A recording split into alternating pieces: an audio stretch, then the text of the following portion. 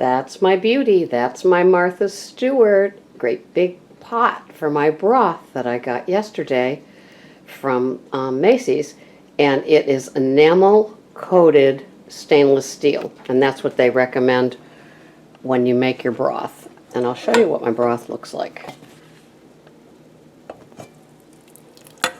And that's just going to go for hours and hours and hours. It has turkey necks.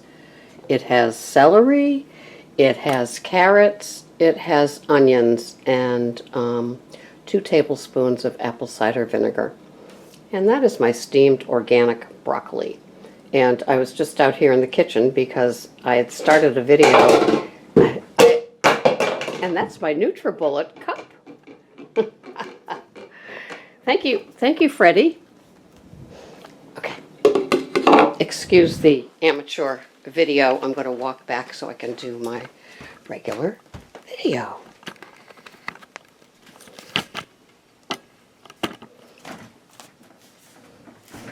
There we go. Just a little show and tell of my purchases. Yes, my Macy's shipment came yesterday. My NutriBullet, and so I can make my JJ Virgin version of the mousse that she makes. And I have all of my frozen fruit, and but I'm going to be using fresh organic today.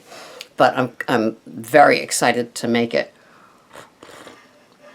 And once I come up with a recipe that kind of works for her little moussey thing, I will tell it to you. It doesn't have veggies. This version doesn't have veggies. It has, it's going to have coconut milk, I don't know how much, a cup of berries, tablespoon of flaxseed, tablespoon of coconut oil, half of an avocado, and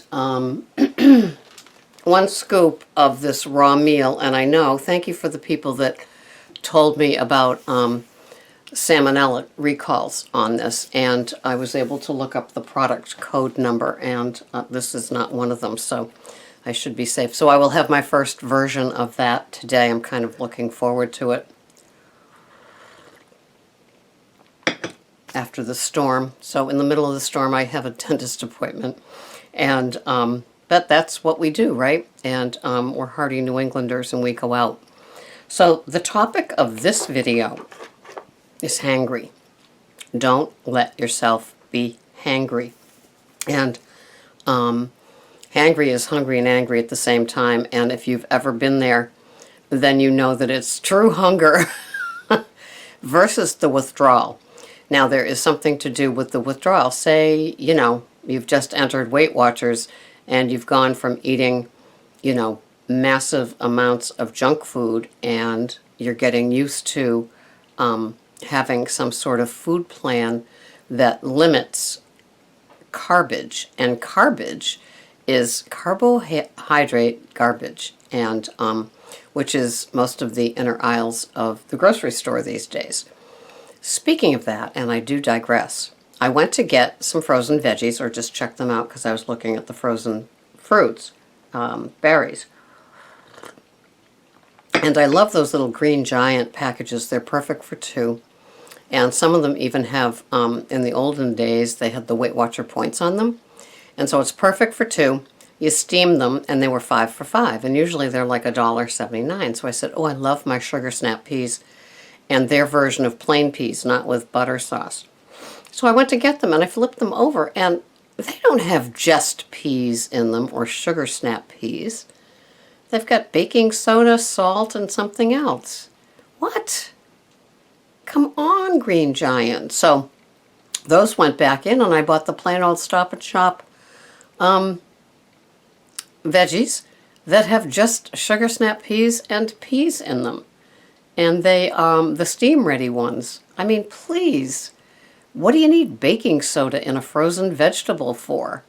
So that's too bad. That's one more thing that I'm not buying. So where was I? So anyway, with, say you entered Weight Watchers for the first time, or you're a redo, and the redos are the ones I love. So you're getting used to your program, and you're used to your food plan, and you used to have a lot of the the wrong things, the garbagey things. And so now you're just going to be angry because you're adjusting to the new food program.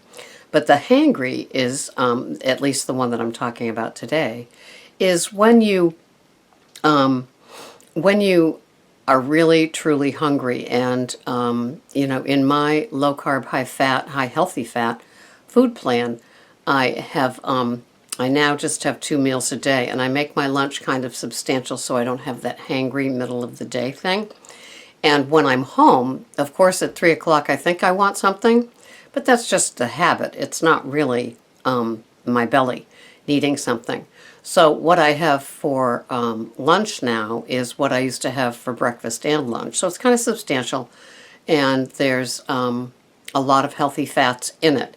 And that carries me through till 5 to the end of the day meal. And in the morning, I have my bulletproof right here. And then I have a cup of bone broth that you saw cooking. And then after lunch, I'll have a Keurig cup of coffee with heavy cream and Zyla in it.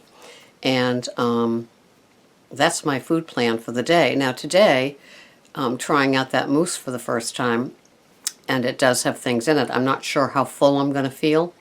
So I do have a big salad coming tonight. And so the option will be that I can have a few bites of that if I still find myself hungry, truly hungry, after having my little moussey thing. Because the fruits are going to be whipped into it, NutriBulleted into it, or I should say it's extracted into it. I was reading all the directions and, getting blindsided. And I also got my Wild Diet book from Amazon yesterday. The colored pictures are beautiful, and I want to make them. And somebody wrote that the Wild Diet recipes seem to be a little bit labor intensive.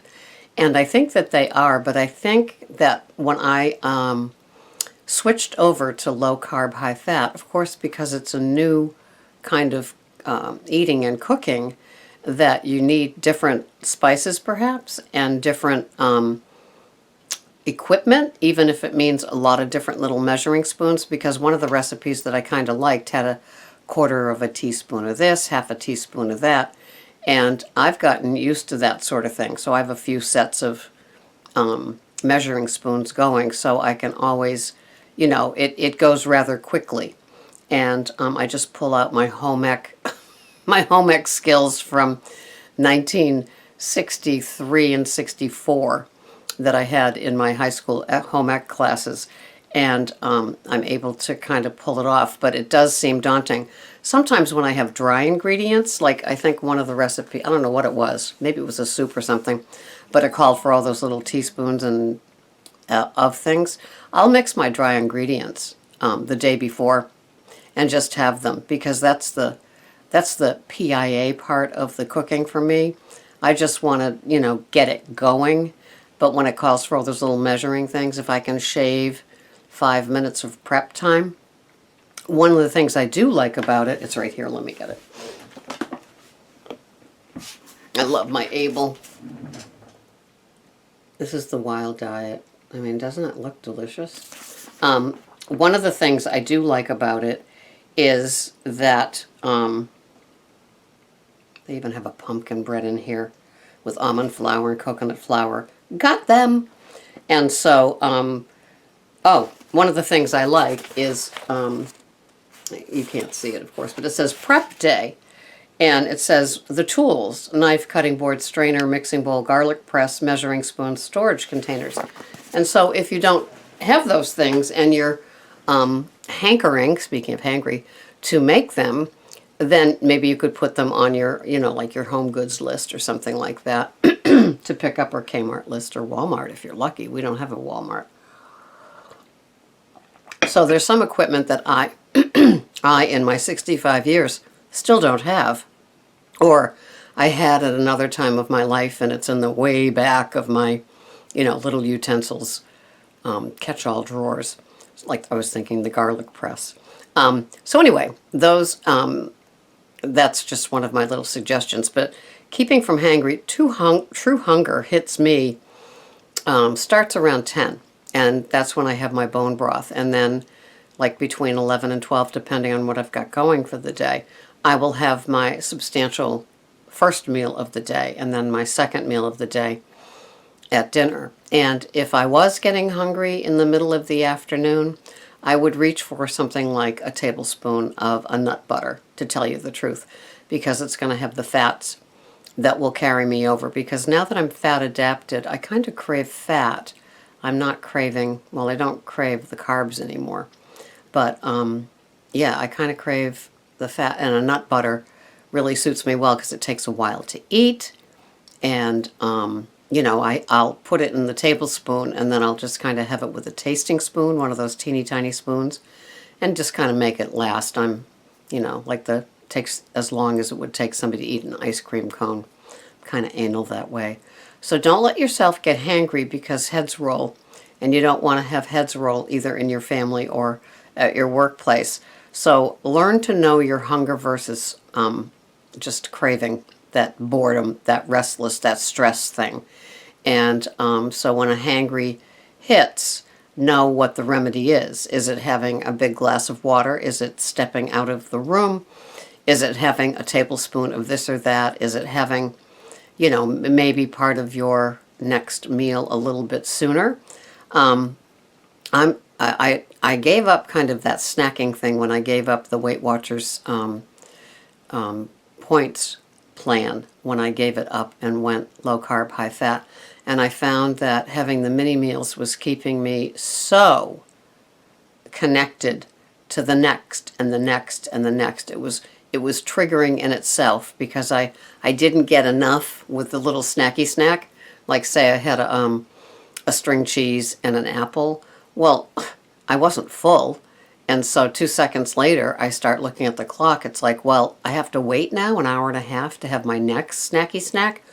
So that, in my evolvement, and that's what all of this is about, in evolving and finding what works for you, no matter if it's the new Smart Points or low carb, high fat or anything, it's finding that full button. And I eat rather slow and I dine and I have my cloth napkin and all of those silly little things on real plates, not paper plates, and I dine. And so when you dine, you slow it down. Even if you're at work, you can slow it down and bring a little, I call it, elegance into your life. You know, instead of having something thrown on a paper plate, thrown in the microwave to heat up, take a paper towel and sit there or stand there and shove it in while you're doing something else. Falling prey to that is the mindless eating. And, you know, you haven't reached that satiation point, or your mind hasn't gotten it because you just shoved it in and moved on. And so that's not really, I don't know, it's not really how I want to treat my food. I want to honor my mealtime and take my time getting through it. And so on those days when I know that I'm going to be pushed and pulled and stressed and, you know, like taffy, then I will have something more dense. You know, my yogurt breakfast is a dense. It's got the yogurt. It's got the nut butter. It's got the coconut oil. It's got the ground flaxseed. So, you know, it's pretty substantial. And I'll have that with something else on those days when I know I'm at work and there's going to be a lot of requests made of me. So figuring out your recipe for what makes you not get to that hangry place, and because you don't want to have heads roll. You want to be beloved by your family and your coworkers, right? You don't want it to have to do with food. So figuring out your formula, not getting hangry, that's what I want you to think about. It's provoking. It's supposed to be. That's my intent, for you to get past the belly part and get to the mental hunger part, because it's the mental hunger that have you eating the garbage in the middle of the afternoon or at the end of the day when the last dish is washed. It's like food time. And my video that I uploaded today is called, Does Me Time Equal Food Time? Yeah. Hello. Connection. Lots of dots. Thank you, Steph. Food time equal my me time all the time still does a little bit with my guilty pleasure TV. Teen Mom and Me. That's it on my day off. Have a wonderful day. This has been Sarah, Pearls of Wisdom and Food. Don't be hangry. Have a wonderful day. Bye-bye for now.